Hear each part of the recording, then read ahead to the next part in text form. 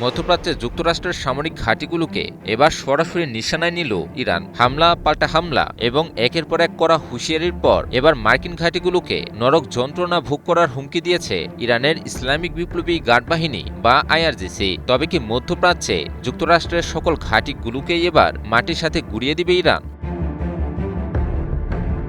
সম্প্রতি হরমুজ প্রণালীকে কেন্দ্র করে আবারও মুখোমুখি অবস্থানে চলে যায় ইরান ও যুক্তরাষ্ট্র। একটি তেলবাহী জাহাজের ড্রোন হামলার জেরে ইরানের উপকূলীয় সামরিক স্থাপনায় বিমান হামলা চালায় যুক্তরাষ্ট্র। এর জবাবে কুয়েত ও বাহরাইনে অবস্থিত মার্কিন সামরিক ঘাঁটিকে লক্ষ্য করে ক্ষেপণাস্ত্র ও ড্রোন হামলা চালানোর দাবি করে ইরানের ইসলামিক বিপ্লবী গার্ড বাহিনী বা আইআরজিসি। এরপর থেকেই দুই দেশের মধ্যে পাল্টাপাল্টি হুঁশিয়ারি আরও তীব্র হতে থাকে। এই উত্তেজনার মধ্যেই নতুন করে কড়া বার্তা দিয়েছে আইআরজিসির নৌবাহিনী। এক বিবৃতিতে তারা বলেছে, সিরিক শহরে যুক্তরাষ্ট্রের হামলা হরমুজ প্রণালীর উপর ইরানের নিয়ন্ত্রণকে দুর্বল করতে পারেনি, বরং যারা সমঝোতা লঙ্ঘন করবে তাদের বিরুদ্ধে আরও কঠোর ব্যবস্থা নেওয়া হবে। তবে সবচেয়ে কঠোর বার্তাটি এসেছে মধ্যপ্রাচ্যে থাকা মার্কিন ঘাঁটিগুলো নিয়ে। আইআরজিসির নৌবাহিনী বলেছে, এই অঞ্চলে থাকা যুক্তরাষ্ট্রের সামরিক ঘাঁটিগুলো এখন ভিন্ন এক বাস্তবতার মুখোমুখি। আগামী দিনগুলোতে আমেরিকান ঘাঁটিগুলো নরক যন্ত্রণা ভোগ করবে। তবে কি মার্কিন ঘাঁটিগুলোকে এবার ধ্বংস করে ফেলার দিকেই ইঙ্গিত করল ইরান?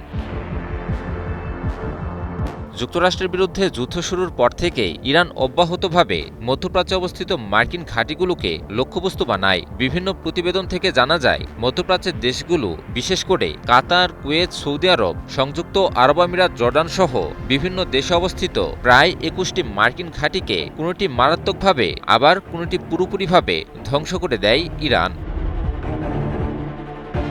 মূলত এ সকল ঘাঁটি থেকেই মধ্যপ্রাচ্য জুড়ে নিজেদের আধিপত্যবাদ বজায় রাখত যুক্তরাষ্ট্র। তাই যুদ্ধ শুরুর পর থেকেই এ সকল ঘাঁটিগুলোতে সবচাইতে বেশি হামলা চালায় ইরান। ইরান প্রায়ই বলে এসেছে, এ অঞ্চলে অবস্থিত যুক্তরাষ্ট্রের ঘাঁটিগুলোই মধ্যপ্রাচ্যের অশান্তির মূল কারণ। তাই মধ্যপ্রাচ্য থেকে মার্কিন সামরিক উপস্থিতি সরিয়ে ফেলা ইরানের অন্যতম উদ্দেশ্য। এর আগে ইরানের সর্বোচ্চ নেতার উপদেষ্টা এবং আইআরজিসির শীর্ষ কর্মকর্তারাও সতর্ক করেছিলেন, যুক্তরাষ্ট্র যদি সমঝোতা স্মারক লঙ্ঘন অব্যাহত রাখে কিংবা নতুন করে আগ্রাসন চালায় তাহলে তার জবাব হবে দ্রুত ও কঠোর। একই সঙ্গে হরমুজ প্রণালীতে জাহাজ চলাচলের নিয়ন্ত্রণ ইরানের হাতেই থাকবে বলেও পুনর্ব্যক্ত করে তেহরান। বিশ্লেষকদের মতে সর্বশেষ এই বক্তব্যের মাধ্যমে মধ্যপ্রাচ্যে যুক্তরাষ্ট্রের সামরিক উপস্থিতির বিরুদ্ধে একটি কৌশলগত বার্তা পৌঁছে দিল ইরান। বিশেষ করে কুয়েত, বাহরাইন, কাতার সহ উপসাগরীয় অঞ্চলে থাকা মার্কিন ঘাঁটিগুলো ভবিষ্যৎ যে কোনো সংঘাতের কেন্দ্রবিন্দুতে পরিণত হতে পারে বলে মনে করছেন তারা। আমি ভরসা রাখি হিরন স্মার্ট ওয়াটার পিউরিফায়ারে। সব মিলিয়ে যুদ্ধবিরতি কার্যকর থাকলেও বাস্তবে ইরান ও যুক্তরাষ্ট্রের মধ্যে উত্তেজনা কমার কোনো লক্ষণ দেখা যাচ্ছে না, বরং হামলা পাল্টা হামলা, হুঁশিয়ারি আর পাল্টা হুঁশিয়ারির ধারাবাহিকতায় মধ্যপ্রাচ্যের নিরাপত্তা পরিস্থিতি আরও অনিশ্চিত হয়ে উঠছে।